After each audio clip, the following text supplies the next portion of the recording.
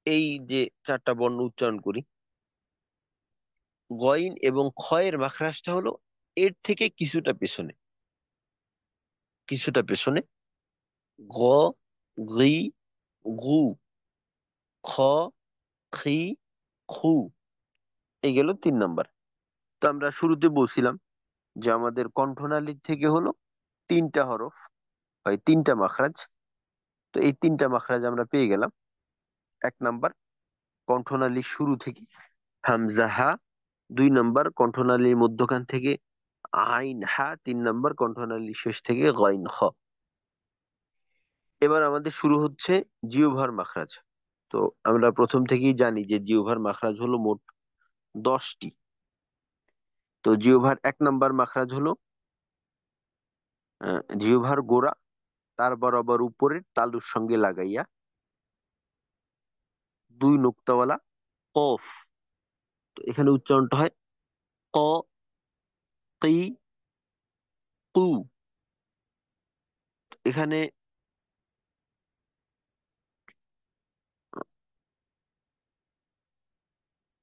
আমরা যদি মুখের ভিতরে দেখি, তো মুখের যে ছাদ আছে, তো মুখের ছাদের পিছনের দিকে কফ উচ্চারণ করার জন্য আমরা যে জায়গাটা ব্যবহার করব, ওই জায়গাটা কিন্তু নরম। হুম? উপরের নরম তালু ব্যবহার করে কফকে উচ্চারণ করা। আর কফের উচ্চারণের ক্ষেত্রে আহ, সামনে চলে না আসা। ক, ক না, ক, কি, কু। এটা হলো একটা শক্ত উচ্চারণ। তো এখানে একটু ধাক্কার মতো থাকে। ক, কি, কু, আক, ইক, উক। তো এই মাখরাজটা আমরা পেলাম জিহ্বার গোড়া তার বরাবর উপরে তালুর সঙ্গে লাগাইয়া বা নরম তালুর সঙ্গে লাগাইয়া কফ। 5 নাম্বার মাখরাজ হলো জিহ্বার গোড়ার থেকে একটু আগে বাড়াইয়া তার বরাবর উপরের তালুর সঙ্গে লাগাইয়া কাফ, কা, কি, কু। এইটা হলো শক্ত তালু, একটু সামনে চলে আসছি। তো এইটা হলো আমাদের বাংলা একেবারে ক এর উচ্চারণের জন্য যে জায়গাটা ব্যবহার করি, ওই জায়গাটা। তবে উচ্চারণের জায়গা এক হলেও ধরনের মাঝে কিছুটা ভিন্নতা আছে। তো এটা একটু বেশি নিয়ন্ত্রিত। ক্যা, ক্যা, এভাবে ক্যা, কি, কু, আক, ইক, উক, এভাবে। আর জিহ্বার 3 নাম্বার মাখরাজ বা 6 নাম্বার মাখরাজ হলো জিহ্বার মধ্যখান তার বরাবর উপরের তালুর সঙ্গে লাগাইয়া জিম, শিন, ইয়া। তো এই জায়গাটাও আমাদের বাংলা থেকে আমরা এর সাথে পরিচিত। তো এখানে উচ্চারণটা হবে যা, জি, জু, শা, she, shoe, yeah, E, you. এইখানেও ওই পূর্বের 3 মাখরাজের মতো জিমটা হলো জিহ্বার মধ্যখানের অগ্রভাগ, সামনের দিক। শিনটা হলো একেবারে এই মিডিল, মাঝ বরাবর। আর ইয়াটা হলো একটু পেছনের দিক, ইয়া। তো জিমের উচ্চারণটা যা, জি, জু, যা, জি, জু। অনেক সময় দেখা যায় জিমের উচ্চারণ করতে গিয়ে আমাদের একটা ছ, যা, এভাবে একটু কিছুটা বাতাসের মতো আওয়াজ থাকে, বা আওয়াজটা একটু আওয়াজের সাথে একটা ঝ, এই ধরনের আওয়াজের সংমিশ্রণ থাকে। তেমনটা না হয়ে উচ্চারণটা ক্লিয়ার করা, যা, যা, রজিম, ইযা জাআ, জাআ, এভাবে যা, জি, জু, আজ, ইজ, উজ। কলকলা করতে গেলে দেখা যায় এই সমস্যাটা বেশি হয়, যে আজ, ইজ, উজ, এভাবে একটা বাতাসের মতো থাকে। আহ, এই আওয়াজটা আটকায় না। আমরা তো জানি যে কলকলায় আওয়াজটা পরিপূর্ণভাবে আটকায়া তারপর এর একটা ফিরতি আওয়াজ হয়। যেমন আজ, ইজ, কিছুটা সামান্য সময়ের জন্য আওয়াজটা থেমে যায়। আজ, ইজ, উজ। তো শিনের ক্ষেত্রে এটা আমাদের সমস্যা হয় না, কারণ উম, তালব বসার মতোই। শা, শি, শু। ইয়া, ইয়ার উচ্চারণের ক্ষেত্রে দেখা যায় অনেক সময় আমরা জায়গার থেকে আকপিস হয়ে যাই। যেমন ইয়া, ই, ইউ, ইয়া। এখানে উচ্চারণটা কিন্তু ইয়া, ইয়া না। অনেক সময় আমরা উচ্চারণটাকে ইয়া, ইয়া, ইয়া না, উচ্চারণটা হলো ইয়া। যেমন ধরেন আমরা অন্ত্যেষ্টিয় আকার এর উচ্চারণটা, যেমন ধরেন যাইয়া, যাই।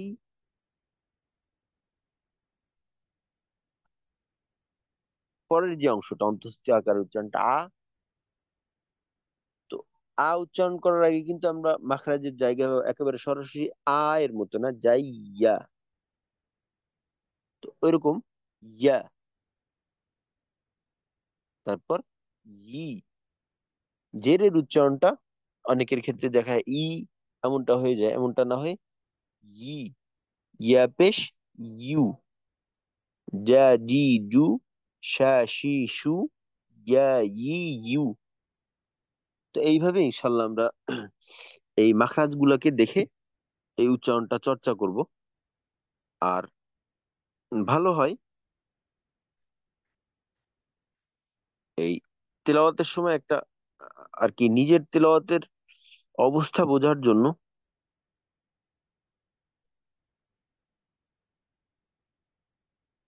আস্তাগফিরুল্লাহ।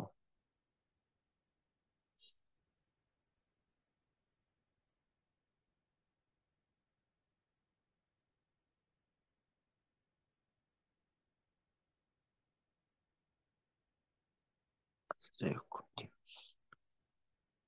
তেলাওয়াত সহিশুদ্ধ করার জন্য একটা বিষয় গুরুত্বপূর্ণ, এটা হলো যে নিজের অবস্থার সম্পর্কে জানা।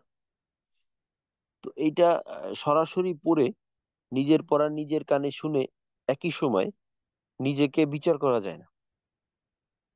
এই ক্ষেত্রে একটা বিষয় খুবই আহ, ভালো একটা ভূমিকা পালন করে, ওইটা হলো নিজের পড়াটাকে রেকর্ড করা, রেকর্ড করে নিজে শোনা, আর সম্ভব হলে অন্যকে শোনানো। এইটা সবচেয়ে বেশি ভালো।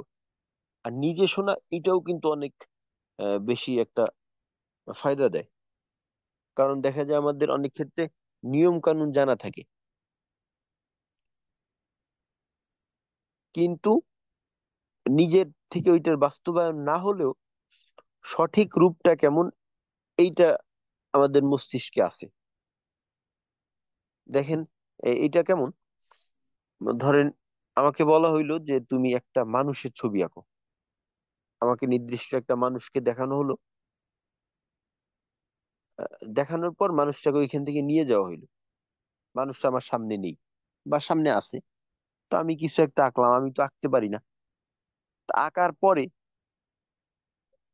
যদি বলা হয় যে ওই লোকটাকে, আমার আঁকা আঁকি শেষ, ওই লোকটাকে আমার সামনে থেকে নিয়ে যাওয়া হয়েছে, তারপর বলা হইলো যে এই ছবিটা কি তার মতো হইছে, এইটা বুঝতে কিন্তু আমার সমস্যা হবে না যে এই ছবিটা তার মতো হয় নাই। কারণ যেহেতু আমি আঁকতে পারি না, এই ছবিটা তার মতো হয় নাই, এটা বুঝতে আমার মোটেও সমস্যা হবে না। এর কারণ কি, ওই লোকটার রূপটা কিন্তু আমার মস্তিষ্কে আছে। ঠিক তেলাওয়াতের ক্ষেত্রেও এই বিষয়টা দেখা যায় হয়, যে নিজেরটা যখন নিজে ওই রেকর্ড করে নিলাম, রেকর্ড করে নিয়ে শুনলাম, শোনার পর দেখা যাবে যে নিজেই বুঝতে পারতেছি। কারণ সঠিক উচ্চারণটা কেমন হয় এর একটা ধারণা আমার মাথায় আছে। তো নিজেরটা যখন আলাদাভাবে শুনবো, তখন এইটা আমাদেরকে আশা করি ইনশাল্লাহ ফায়দা দেবে। তো আমরা এইভাবে একটু চেষ্টা করি ইনশাল্লাহ আমাদের রমজানে কোরআন খতমের প্রস্তুতিটাকে আমরা সফল করবো ইনশাল্লাহ। আচ্ছা, তো আমাদের এই আজকের বিষয়বস্তু এতটুকুই থাক। তো ইনশাল্লাহ আগামীকালকে আমরা আরেকটু সামনের দিকে যাব। তো শেষের আগে আমাদের যদি কারো কোনো কিছু বলার থাকে।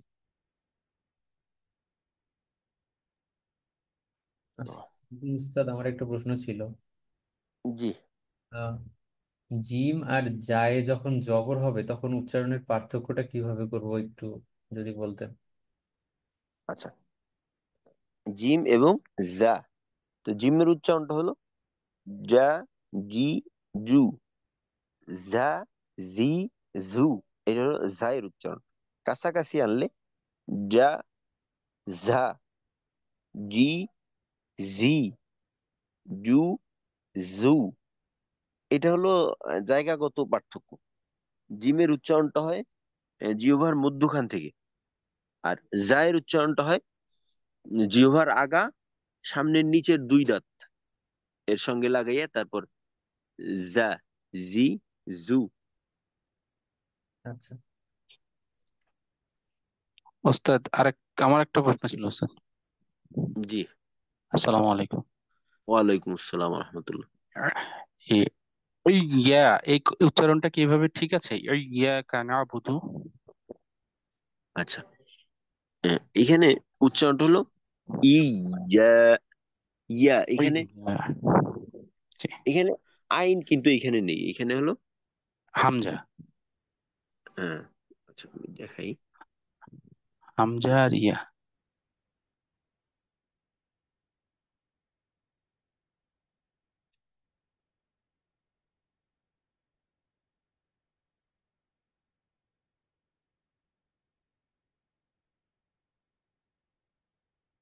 এখানে প্রথমত হলো ইয়া, ইয়া।